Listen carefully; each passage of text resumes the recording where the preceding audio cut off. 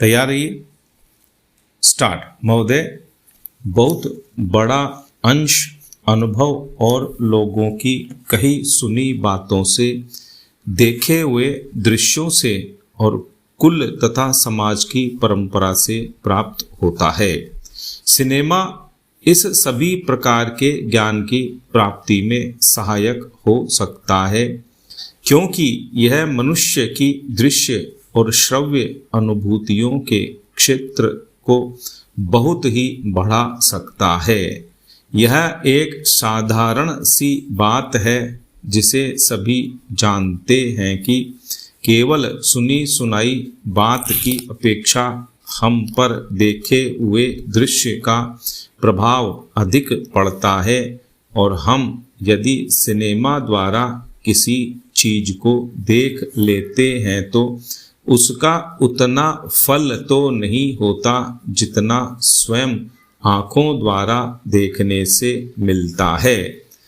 उससे तो कहीं अधिक अमिट छाप किसी के सामने किसी दृश्य के वर्णन करने से पड़ती है।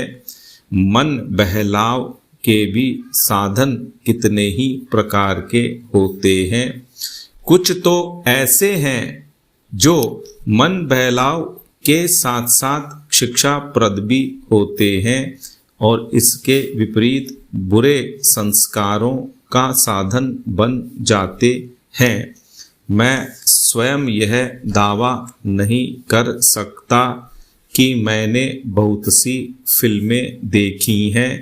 सच पूछिए तो मुझे बहुत कम फिल्में देखने का अवसर मिला है, पर मेरे पास जो खबरें पहुंचती हैं बहुतेरे विश्वसनीय भाइयों और बहनों द्वारा जो शिकायतें पहुंचाई जाती हैं, उनसे मालूम होता है कि बहुतेरी फिल्में दूसरी कोटि की हैं, जो शिक्षा अथवा मन बहलाव का साधन न बनकर बुरी वासनाओं को जागृत करती है।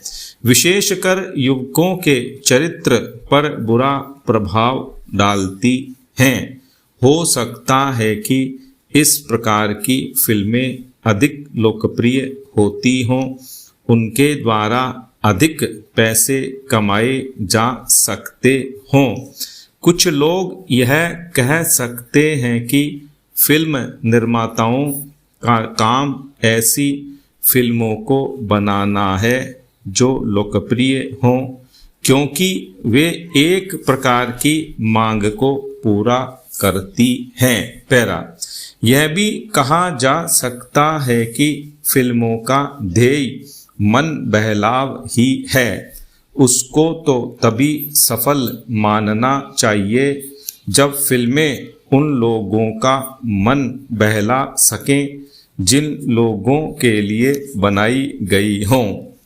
ये सब बातें बहस के रूप में कही जा सकती हैं, पर मैं चाहूँगा कि कोई भी सिनेमा हो अथवा फिल्म के बनाने वाले हों, वे यदि अपना कर्तव्य समाज सेवा समझते हैं, और उन्हें ऐसा समझना भी चाहिए, तो उन सबके लिए ये सब बातें यदि अग्राह्य नहीं तो गौण अवश्य हैं, और उनका मुख्य उद्देश्य तो सेवा ही होना चाहिए। पैरा।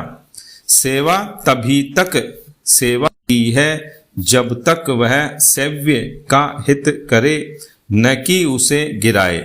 इसलिए मैं चाहूँगा कि फिल्म बनाने वाले इस पर विचार करें कि उनका उद्देश्य क्या है। उद्देश्य सेवा ही होना चाहिए, और सेवा के साथ साथ यदि धनोपार्जन भी हो जाए तो निर्दोष है। यदि धनोपार्जन ही उद्देश्य हो और सेवा न हो तो वह अग्राह्य होना चाहिए।